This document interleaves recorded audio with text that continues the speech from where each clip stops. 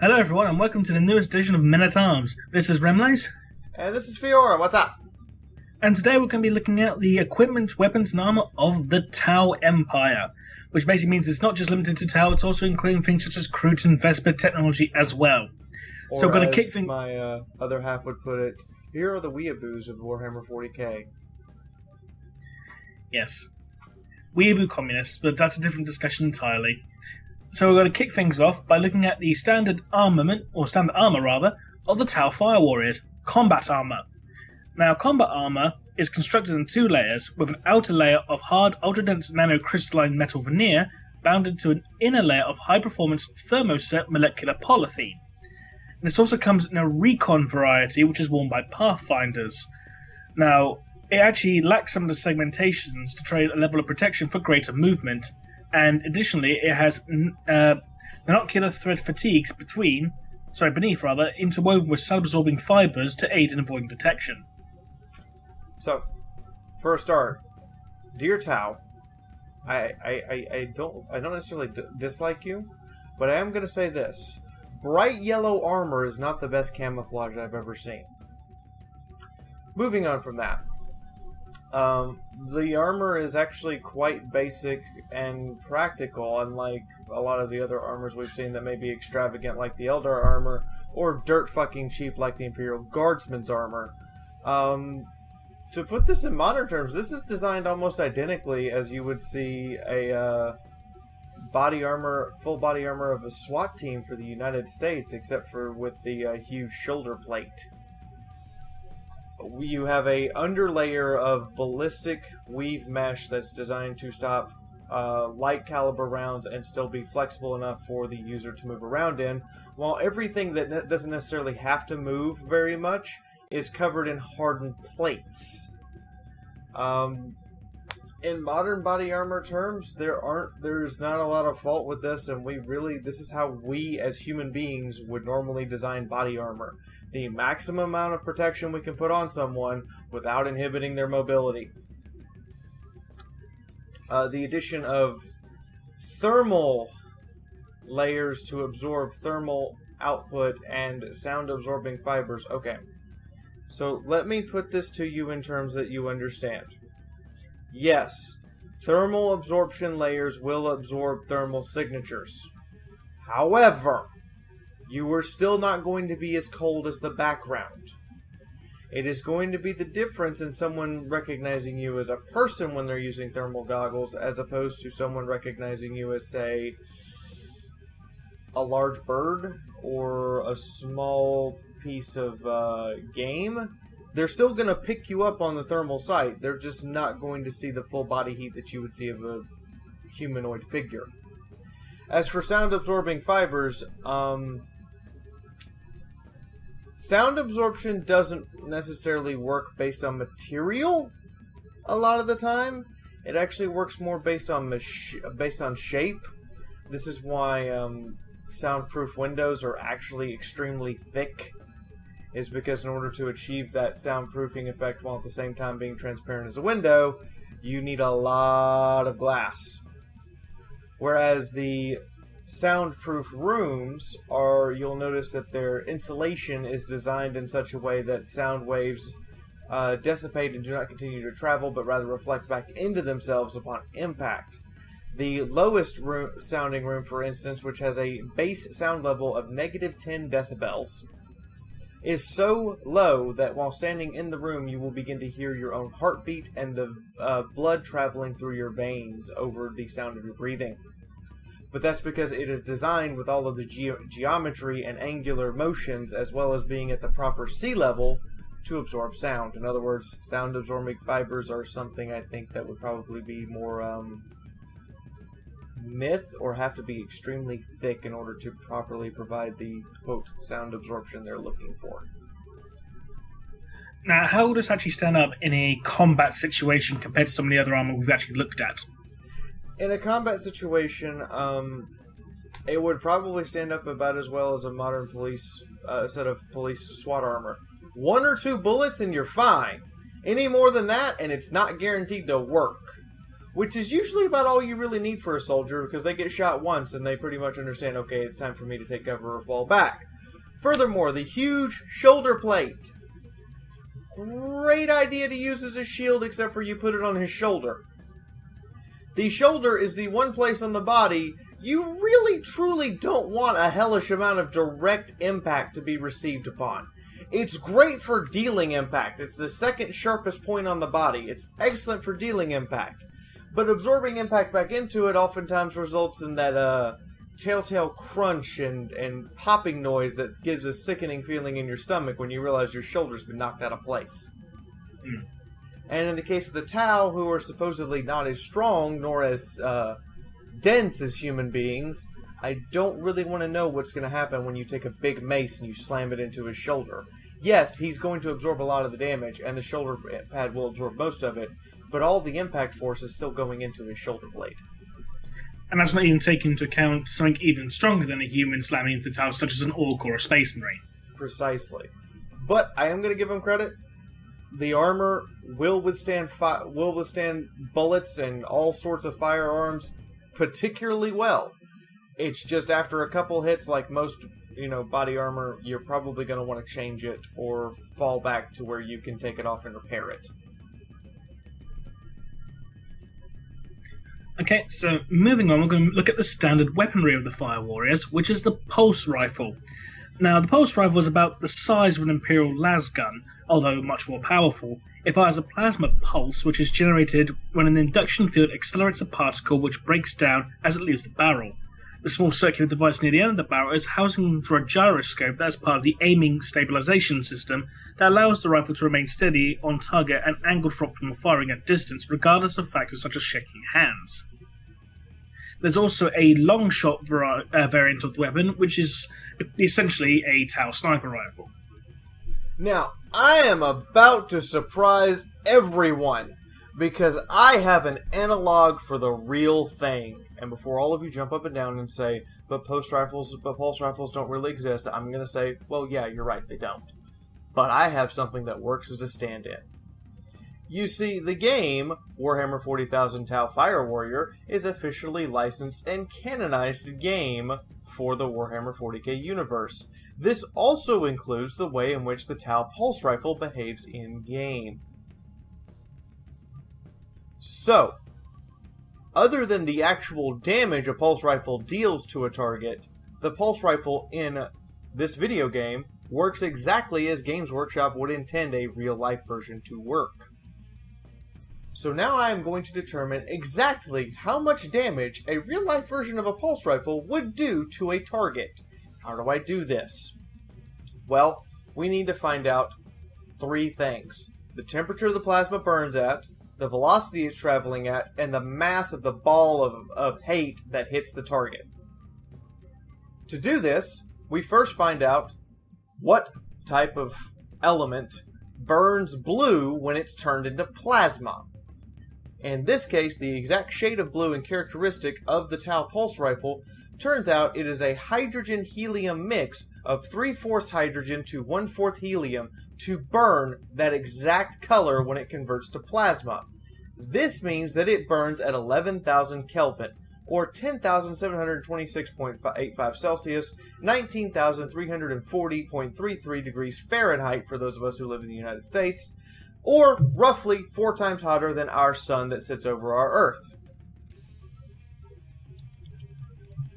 Next, we need to determine a couple things about the composition of the plasma it fires. We know its temperature, but now we need to know its velocity and mass, and we had to find out what it was made of to determine its mass. First off, velocity. That's easy. Tau Fire Warrior is a game that when played at a stable 60 frames per second, counting frames tick by tick, we can determine the velocity of the plasma. We do this by taking a known distance in the game. In the game, during one of the briefings, we are told that there are snipers over the 100-meter balcony area above a prison. This means that that balcony from side to side is 100 meters. When firing the plasma, it takes... where do I have it here? It takes 3.7 seconds at 60 frames per second to reach the target, or 222.6 frames. Which means that this plasma bolt is traveling at 26.9 meters per second, which for a bullet is kind of slow. Next, we need to determine the mass. We know what it's made of, we need to know how big it is. To do this, we determine the size of an Imperial Guardsman at 100 meters across the chasm from us. Is 37 pixels on screen, which the average human, who according to Warhammer 40k has not changed in size for quite some time, is 5'7", or 1.7 meters. So if it's 37 pixels at 100 meters, and the bolt of plasma is 2.3 pixels in size at 100 meters, we can determine that a bolt of plasma is roughly 4.6% the size of the Guardsman's body, which comes out to 7.8 centimeter radius or 15.6 centimeter circumference for the size of the plasma bolt being fired. Very large caliber weapon, if you were to ask me, because that's a pretty damn big bolt of screw you. Just a tad. Furthermore, we plug 7.8 into we plug the radius into the calculation for the formula of the area of a sphere. The formula being 4 pi r cubed. 7.8 times 4 times pi is 98 centimeters cubed. That is the size of this sphere of fiery death. Which means that a sphere that large, made of 3/4 hydrogen and 1/4 helium at plasma-like temperatures, is 0.11 kilograms in mass. Which means that a plasma bolt from a tau plasma rifle traveling at 26.9 meters per second and having a mass of 0.11 kilograms impacts with a force of 2.595 newtons. Note I said point. That is the equivalent force of the same amount of energy expelled and placed into your desk when you set a 16-ounce glass of water on it gently. The tau plasma rifle, therefore, relies entirely upon conduction of heat to deal damage, not impact. It is very unlikely you would even realize you had been shot, because of how hot the impact would be upon your body would singe the nerves before they could send the broadcast signal to indicate pain, and you would very unlikely in a combat situation even realize you'd been hit by such a light tap. This also means that the tau plasma rifle has zero blow-through effect. It has no penetration whatsoever for purposes of determining if it can go through anything. Yes, it can burn and melt tank armor, but it's not going to actually go inside and do any damage to the tank because upon impact the plasma is going to reach zero velocity. Same thing with hitting a human body. As soon as the heat hits, it's literally going to dissipate at the first surface that it hits and conduct all of the heat directly into it as it reaches a velocity of zero, and possibly even recoils back a little off the target.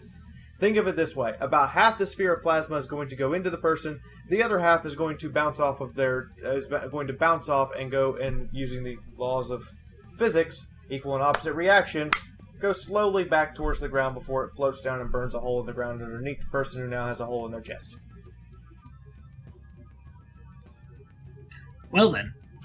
The long pulse rifle is therefore entirely probably useless.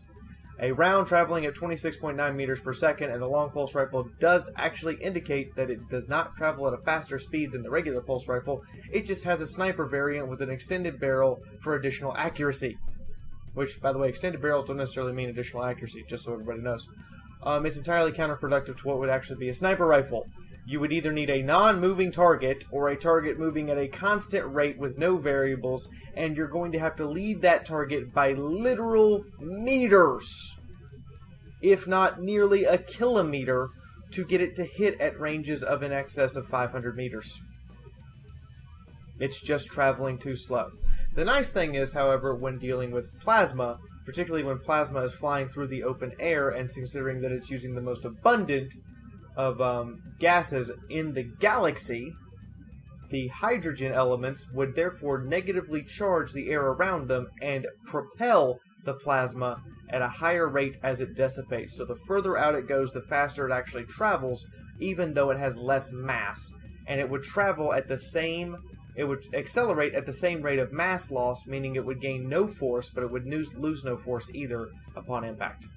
It just means you're going to get hit with a smaller ball and it's going to do less damage from the heat dissipation going into your body. Which again is kind of redundant for a sniper rifle. Which means that the sniper rifle actually does less damage at long range. Not what you want to do. But moving away from sniping to getting up close and personal, we have the equalizers. Now, equalizers are ceremonial weapons that are carried in pairs by Tau ethereals. They also contain a disruption field, which is able to shatter armor and bone. Normally, I would write this off as a glorified police baton, but then I hear the term powerful disruption field. For those who don't know, disruption works on the same principle as a microwave. It heats up water molecules and other semi-solid, potentially liquid moleculars in the target to cause it to burst and explode in a disruptive blast as they tear themselves apart and flash evaporation. For this effect to damage bone and flesh alike in an instant from an impact, the amount of disruption generating off of the equalizer would literally have to be like standing next to an industrial-sized microwave's exhaust. Not necessarily in it, but close enough that you can feel the breeze of the exhaust going off your arm. This is potentially hazardous to the wielder, and would restrict movement as well as combat style that can be implemented, because there appears to be no trigger or necessary instantaneous on-off switch for the disruption field that I could find on the weapon anywhere. Which means that, yes, you would use it very similar to how you would use a Yarwara strike on a P-24 police baton, but don't let yourself have to block and allow your own weapon to touch you, because it's gonna hurt a lot. Truly, this is a weapon that would take years, if not decades, of mastery to be extremely proficient in and to be absolutely confident on the battlefield that you're not going to be killed with your own weapon.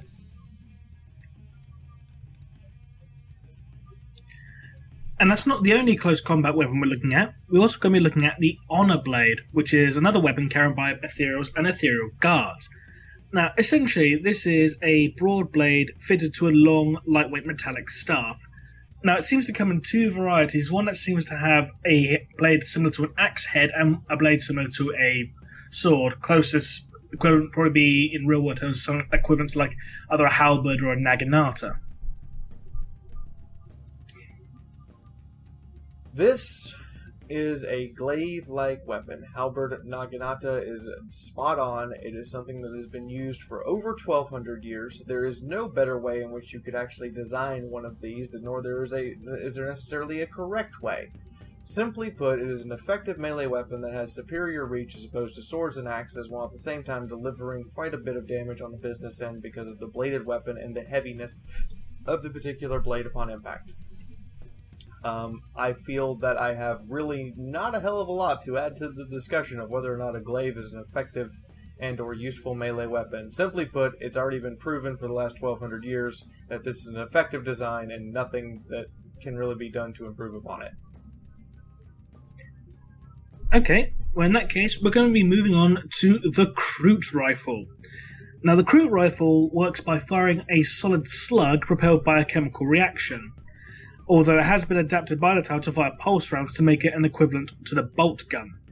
It also has blades near the muzzle and stock, which are basically making it effectively a close combat weapon as well as a ranged one. I almost wrote this off as just being a 308 rifle, because that's about the caliber and the slug and about how all of it works, and then I read that they modified it to use pulse rounds. To understand this took quite a bit of physics, and I sat down and had to actually study particle physics. Welcome to the world of having to study something that's way above your pay grade. So, for the purposes of a pulse round, what you are in fact doing is still using a chemical propellant. But that chemical propellant and chain reaction then causes a plasma-like ball to form in place of a lead or steel slug that then is magnetized by the barrel so it continues to travel as a solid slug rather than expanding out and explode the rifle. At which point it leaves the rifle at high velocity. And in my opinion, why are the Tau not using this? They probably view it as too primitive. To illustrate this, the Kroot rifle would therefore travel at 800 meters per second, which is, I believe, 800. I'm trying to make sure I did this right. 4 times 8 is effectively traveling at 36 times the velocity of a regular pulse rifle round, with the same mass, same temperature, and same kinetic force behind it, which means that it actually generates somewhere in the neighborhood of over 180 newtons of force, the equivalent of being struck by a professional league boxer throwing a haymaker. And considering that it's equivalent in size, diameter, and mass upon impact, the Kroot rifle is actually better than the pulse rifle. It's like having a miniature sun shot out of a cannon directly at your face.